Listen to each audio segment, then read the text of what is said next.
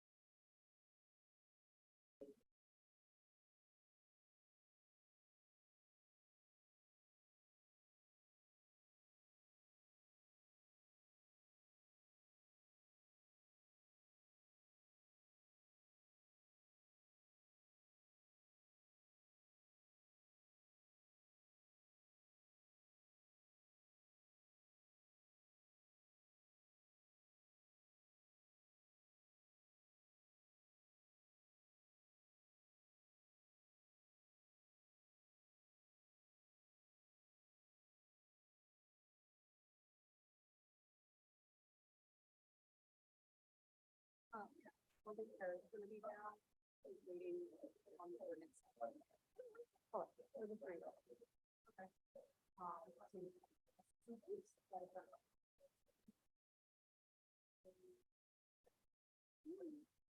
Otherwise, I'm gonna do. I will. That's the time. Yeah.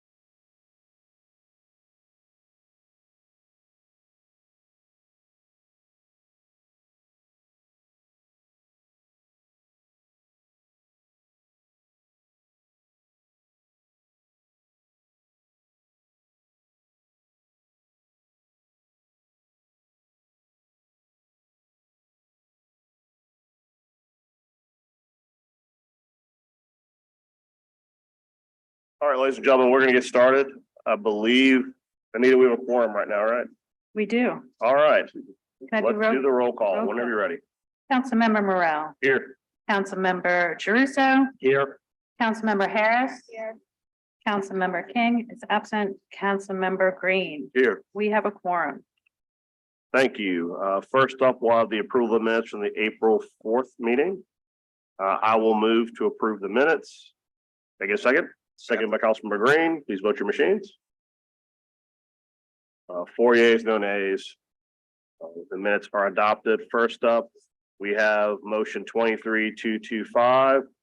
That motion will be deferred to the next governmental affairs meeting. Next up, we have motion 23-189 by Councilmember Druso. Thank you. These are two motions to amend the council rules. The first simply states that when the mayor, who ordinarily has most of the appointments to boards and commissions, decides to replace their appointee to a board or commission, that the receiving council member receives notice that that board member was notified in advance. In other words, we don't want to kick people off of boards without them being told. And then it puts the council member in an awful position if the board member hasn't been told for some reason, and then they get replaced without notice. So that's all this does. So I would move for approval unless there's any comment. The board is clear. There are no comments. Any online comments? All right. Second by Councilmember Harris. Four Four yeas, yeas. Oh, sorry. sorry, No, it's your item. I'm sorry. 4 yeas, no nays. All right, motion 23-190. Mr. Druso. So this is somewhat inspired by our experience on the Sewage and Water Board Advisory Committee, where we frequently got amendments late in the game. I certainly understand that if you are a sponsor of a motion that you may be tweaking until the last minute, but I think it creates a lot of issues when you have not been a sponsor to all of a sudden present an amendment either 24 hours before a vote or on the dais itself. First of all, it is bad for the public who doesn't know what's going on and who would like to be informed. And secondly, it doesn't foster the spirit of communication that I think we're both looking for externally, as importantly, internally. So all this does would be, if you have a motion or an ordinance and you are a non-sponsor, then that amendment must be submitted 48 hours in advance. Councilmember Morel.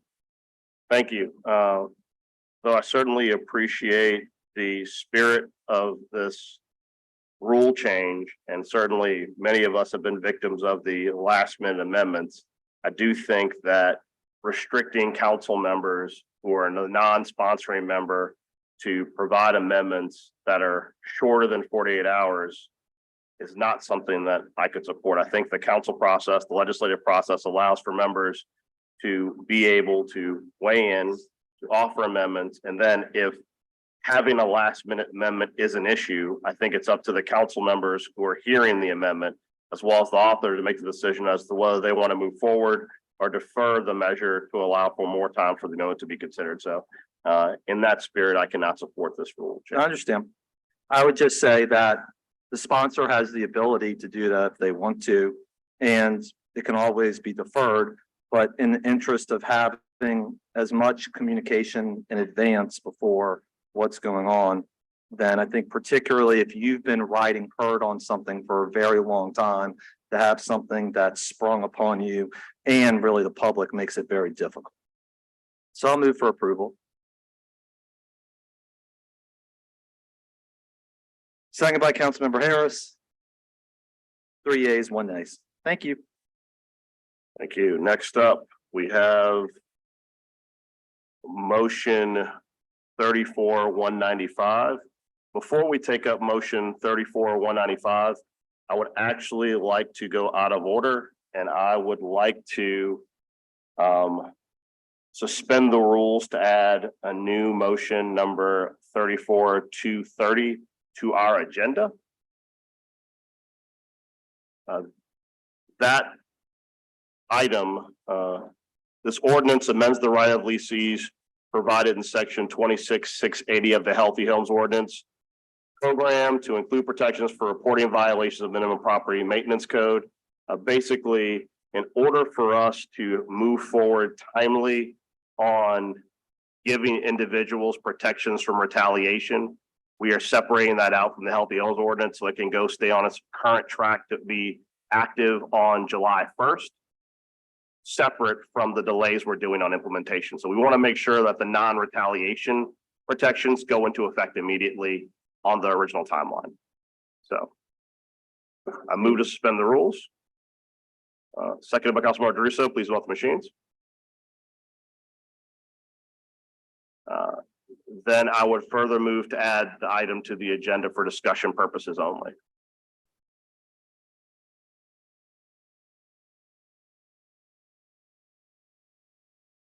Thank you, Councilmember Druso. Please vote your machines. 4 yeas, no nays. The items add to the agenda. So I've already described the item. Max, would you like to speak on this? I know this was something that we talked about briefly. I think it's pretty self-explanatory, but once again, members, this will not be up for a vote today. It's merely for discussion, so we can take it up at the meeting next week so that all the items go up at the same time. Yeah, thank you, Councilmember Morrell. I'll just, I know council members are pretty familiar with the Healthy Homes Ordinance. I'll just remind you that, you know, when this passed in the fall, we said this anti-retaliation protection was one of the most important pieces of it. And just as a reminder, this just puts us on par with places like the state of Texas, which already had, and most other states were one of only 6 or 7 that don't have something like this. And this would create those same basic protections here in New Orleans so that when people ask for repair or contact the city about a particular serious health and safety violation, they cannot be retaliated against. And this just makes sure that that goes into effect on the date that you all said it was supposed to go into effect on July 1st. So we appreciate it. Thank you. Thank you, Max. I don't see any other comments. With that, we will go to the last item on the agenda, which is item 34-195, which is revising the effective date of the Healthy Home Ordinance. Ladies and gentlemen, simply put, as we originally envisioned in the original Healthy Home Ordinance, when we went to a code enforcement model, in our early discussions, many of us believed that we would only have to increase the number of people in code enforcement by 2, 3, or 4 people. Upon additional analysis, the number looks more like 39. In order for us to have the timeline and ability to onboard that many people, we're staggering the implementation based upon the numbers of units over a 3-part period. The first part deals with units that are 50 and above. The goal will be, working with Councilmember Druso and other council members, to hire an individual who will basically be the person over the Healthy Homes program in an executive position, and then well as hire 13 additional new code inspectors who will be tasked with making sure that properties above 50 units are then brought into compliance. As envisioned in this ordinance, we will then stagger and go basically from the largest units to the smallest ones over about a year and 6 months. The reason why we're doing that is twofold. One, like I said, the amount of people we have to hire based upon talking to code enforcement and safety and permits is larger than we thought. We have to then go hire those people and onboard them. And so logistically speaking, based upon the difficulties we've had in hiring people in the city of New Orleans, this is the most feasible way for us to onboard this in a way that will meet the goals we set in the Healthy Home Ordinance, as well as having robust code enforcement presence and implementing it. So that's what it does. I know we have several people that would like to present comments. First up, Max, we have you here for only. Do you want to come first or last? Okay, come last. All right. So in support, we have Lane Tripp from Justice and Beyond. If you'd like to speak, you can speak. If not, you can just. Good afternoon. I'm speaking for Justice and Beyond. I'm sorry, my name is Elaine Tripp. I live at 1418 Short Street, zip 70118. We at Justice and Beyond wholeheartedly support a Healthy Homes Ordinance. We want to make it clear today that we supported the original, what I'm going to call the original ordinance before it was first amended and passed. Before the mandatory inspection provision was removed. We certainly would like to see that reintroduced at some point when there is sufficient staff. We support today's delayed implementation only because we recognize that if there is no money and no staff or inadequate staff, it's necessary. But we want to be very clear that this is a very important ordinance and it needs to have teeth and it needs to be implemented as soon as is feasible. May I ask, even though I didn't put the question down, may I ask one question? Sure. Whose analysis was it that determined that 39 additional people are needed? That was a combination, mostly code enforcement determined that number with the aid of safety and parks. They're both here today as well. Great. I'd love to hear, if it's possible, I'd love to hear a little bit. That's fine. Tom, could you and Ashley come to the table and just give that overview of the analysis as to how we got to that number? That's You can all have I that have. provided. I'll sit down. Would the other speaker like to wait for that answer, or do you want to give your comments before that answer? Next up, we have Bethany Boltman. You want to wait? Okay. And we have Daiquiri Jones. Do you want to come up now, or do you want to wait for those answers? Okay. Good afternoon, Councilmember Morel, ladies and gentlemen.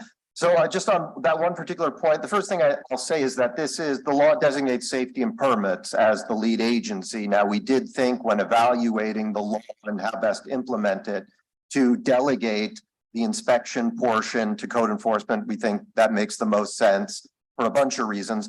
In terms, Ashley can speak in more detail about the scale of the program, but one way of looking at it is that we have similar type registration programs like STRs, for example, and this is going to be larger by an order of magnitude than those when we look at not just all the rental properties in the city, but all the individual dwelling units. Some rental properties may have many.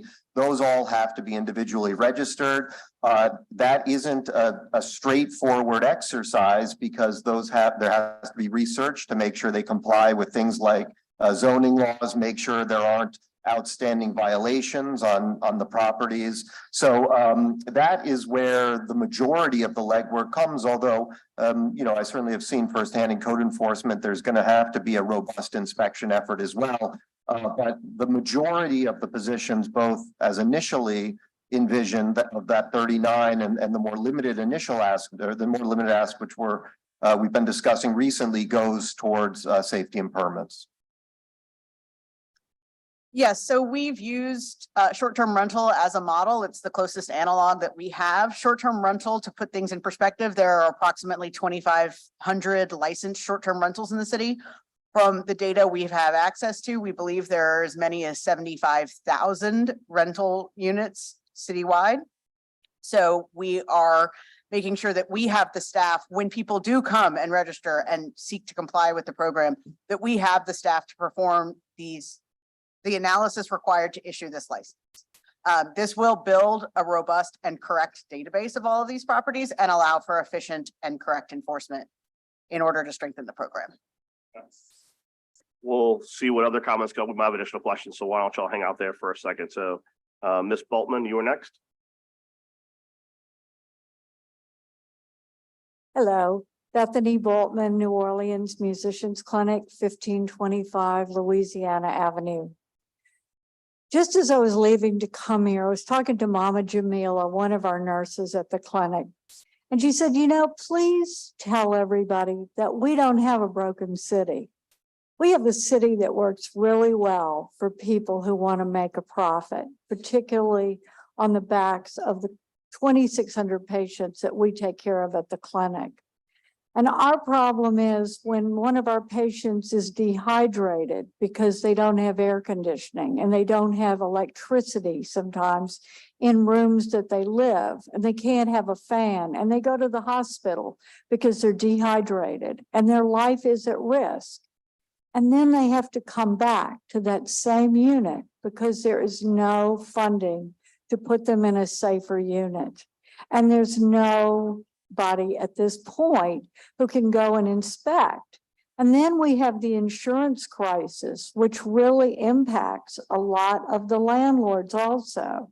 So we're begging you to realize that we need to save the lives of our culture bearers, because when they live in toxic mold and they live in these unsafe conditions, we don't have anybody to call for help. and we don't have anywhere to recommend that they can go for safety. So please, please consider that it's not if you can afford to support this ordinance, but what the consequence will be if you don't. Thank you.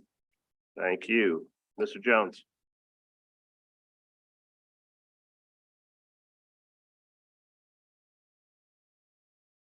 Hi, my name is Zachary Jones. I'm at 2406 St. Rock Avenue. I think that it's really fantastic that you want to move to make the staffing as like robust as possible, and I get the logic as why you would want to wait to be able to do the job more effectively. I just really want to push, and I know I don't have all the answers, but I really want to push the urgency of trying to find some way of moving that effective date closer. I talk to tenants all of the time. I mean, just a few weeks ago, I talked to a woman who had, 3 disabled kids, asthma.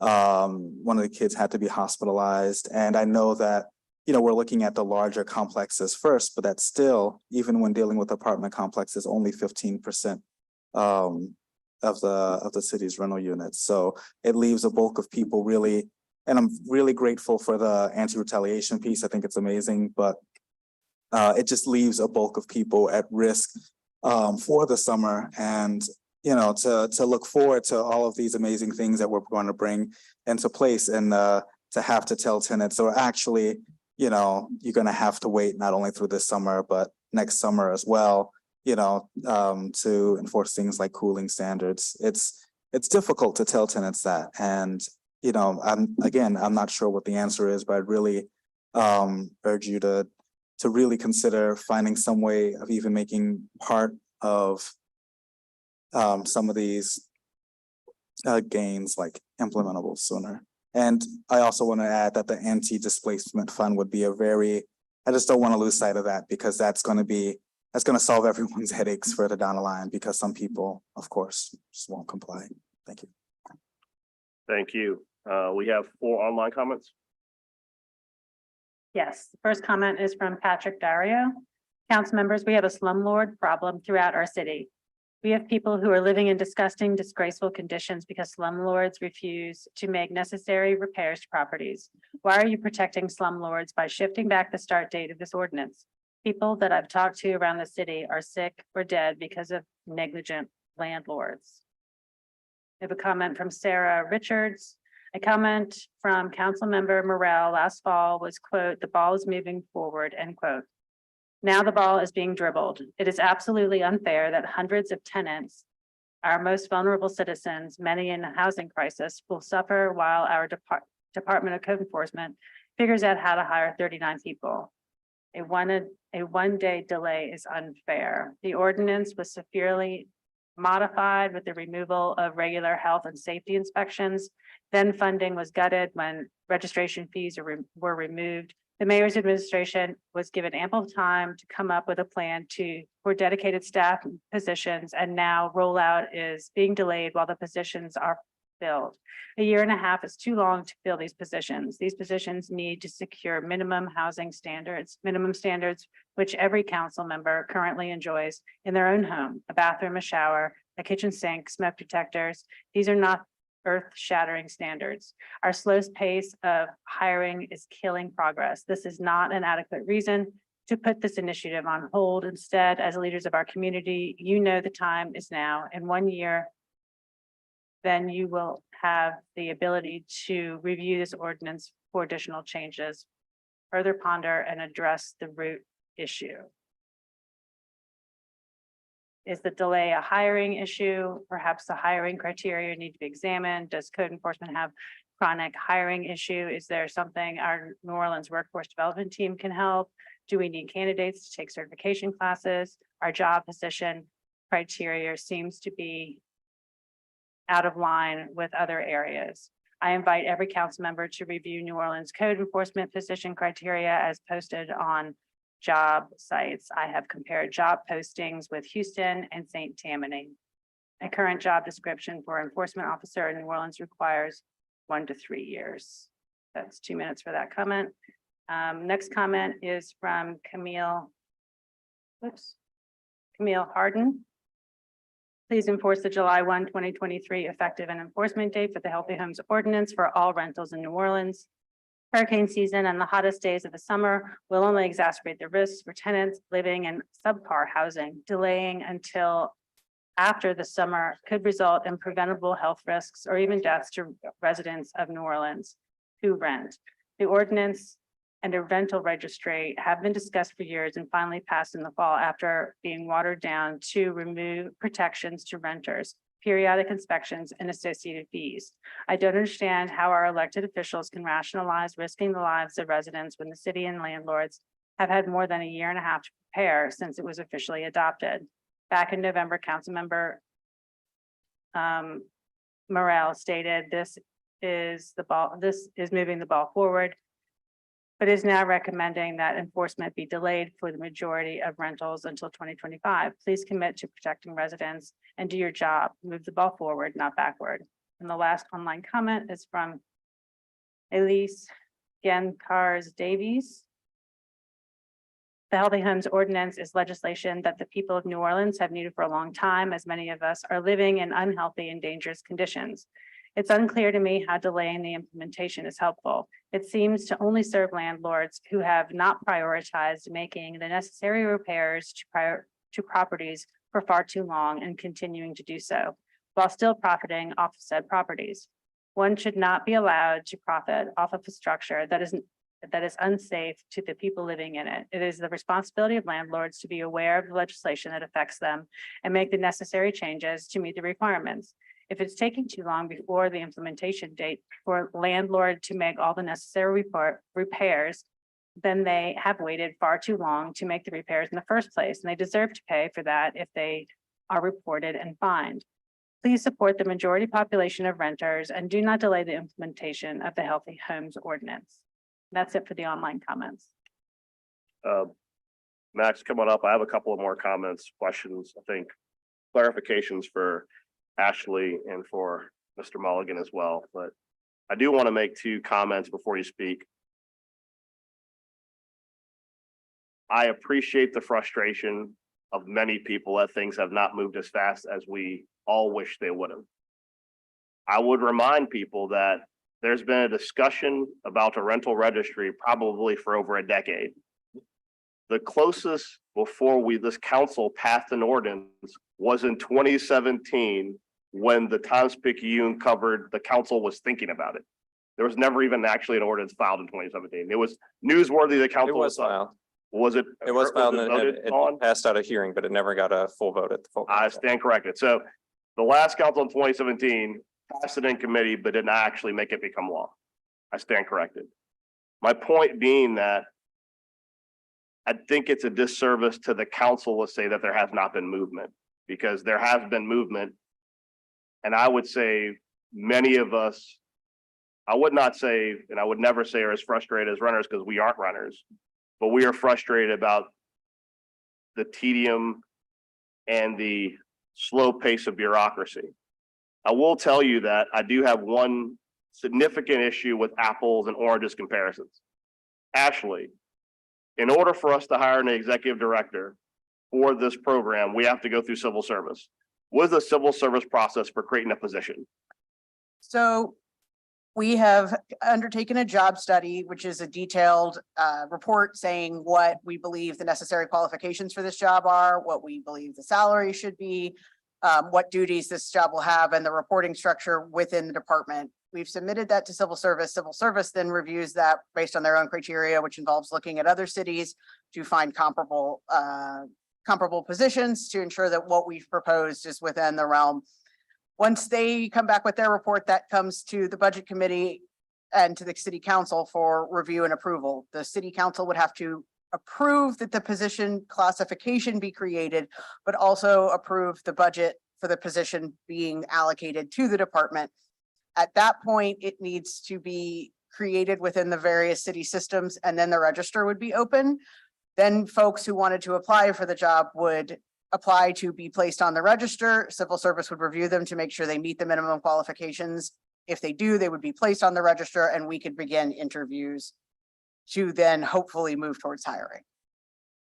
When I say I take issue with apples to orange comparisons is there are plenty of municipalities across the country that don't have civil service. So when they want to create a position, it just gets created.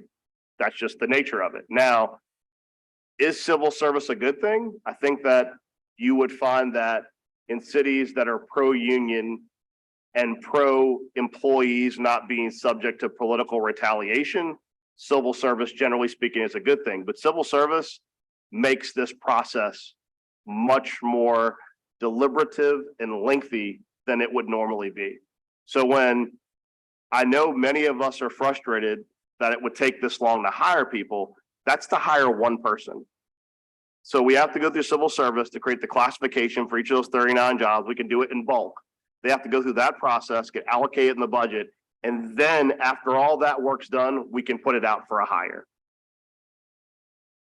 If you understand how difficult that process is, 16 months is light speed. To say we're going to be up to the full program being up, all 39 people hired in place, all the different rules and regs in place for the city of New Orleans. And I'm not saying that's acceptable. What I'm saying is based upon the mechanisms that have been in place in the city of New Orleans for generations, that's what we have to deal with. Now, what I will say, and I know Max can speak this as well, the rule promulgation will happen before the end of the year. So as far as all the actual rules and regs that will regulate this entire Healthy Homes program, even with the delay, as I understand, actually, it'll also be done with hearings before the end of the year. So the mechanisms will, for the most part, be worked out.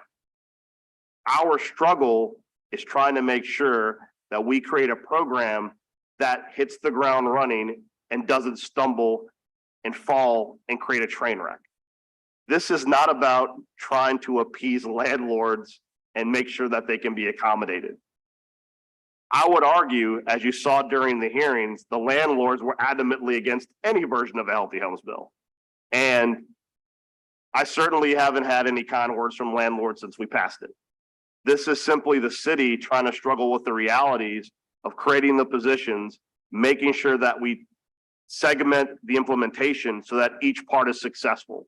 Because if we want to give people, one of the comments we had during our recent meeting was that the reason why I was such a proponent of not just doing a type in my name registry, I've got a rental unit, having code enforcement be involved is when code enforcement goes to inspect one property, it does not stop them from inspecting every other property along the way if they determine issues.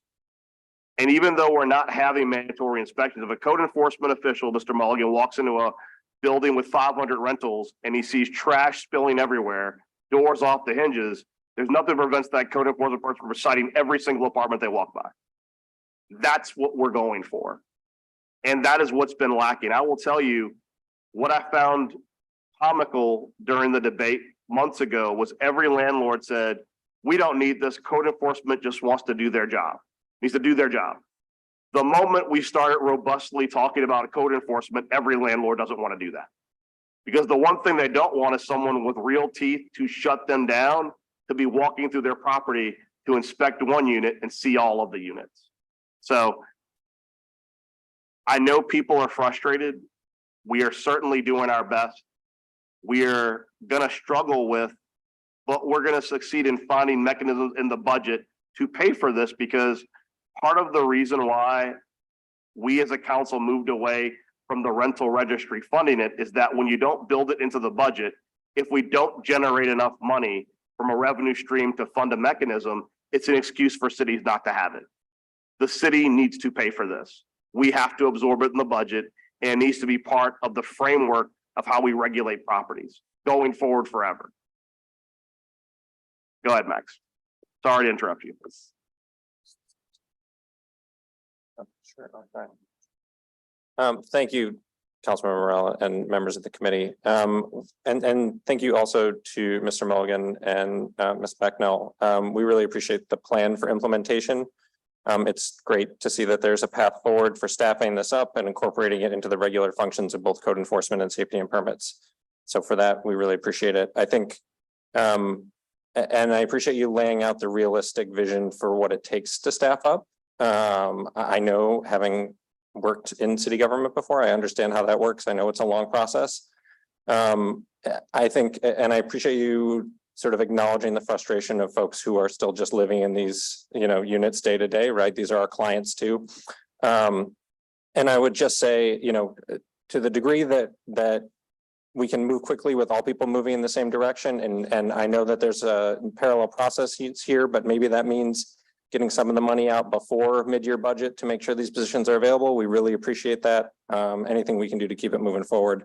The last thing I'll say, just to come back to the anti-retaliation piece, because that does go into effect soon, we're going to be working on putting together some public resources to explain to people how that works and what it does and what risks they still take if they try and make use of it, because there are still risks involved.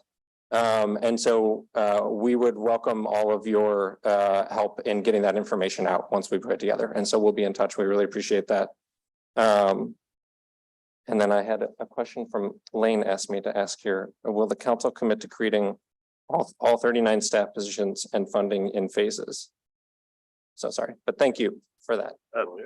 I think that could be a joke question. I could take a shot at it, but the part of the reason why we're talking about staggering it is identifying the money and making sure the positions come online in a staggered way. For example, the conversations we've had thus far with the stakeholders and with the departments is it is more than likely we could absorb those 13 positions in a mid-year adjustment, which wouldn't be, it would be basically in pseudo this year's budget. There needs to be a conversation, a robust one at budget, about if we can get the executive position done even faster than that, because having that person who will oversee the program being involved on the front end as we're envisioning hiring those 13 people will be a priority. And then based upon the timeline, it is more than likely we'd have to budget the 26 remaining positions as new positions in next year's budget as we begin to contemplate that in the fall. So that's the part of it, is to stagger all that money coming online. Also just a stagger in how we would hire the people. So at the end of next year, you would have all 39 positions baked into the budget as a group. Does the budget chair have anything to add there? No, I mean, I think the only thing, and it's implicit in what you said, is we've allocated more FTEs than people can hire. What ultimately happens is you have them on paper, you can't hire up. So it's like a false promise. We did this, for example, with Juvenile Justice Intervention Center a few years ago. They were at 50 people. They had 50 people. They wanted 75, but they asked us for 100. We budgeted for 100. And then they only had 52 people for entire 2022. So A, you're making a false promise to the public about how many people you're really going to hire. And then B, you've tied up that money that you could be spending on other initiatives that benefit people citywide. So I'm committed to working with the chair and code enforcement and safety and permits on working as quickly as we can on finding somebody immediately to lead this effort and seeing what we can do and working with civil service. Then secondly, how we work at mid-year budget adjustments, and then how we fold the rest of the positions into the budget. But I think the most important thing from my perspective is I want to operate quickly with the urgency, Maxwell, that you're talking about. But what I don't want to do is tie up money and then come back at the end of the year and see that we're at 10 people instead of where we really need to build this out, because we need this in so many different places. And so I'd rather spend the money in a smart way, get it built up as quickly as possible, than letting the money sit and do nothing that could be working in other ways for all citizens. Thank you. I don't see any other comments. Like I said, please stay tuned. We will do the rules and regs before the end of the year. I'm sure that the stakeholders will be advertising to people when those rules come up, because that will be the important framework when we have the people to cover the entire spectrum as to how we're going to implement it. And that's going to be an important part of the process, but we need a lot of public input. So thank you, Tom and Ashley, for being here today. I appreciate it. I will entertain a motion to adjourn as we have no other items to vote on. Councilman Green moves we adjourn. Seconded by Councilmember DeRusso. Any opposed? Hearing none, we're adjourned. Thank you.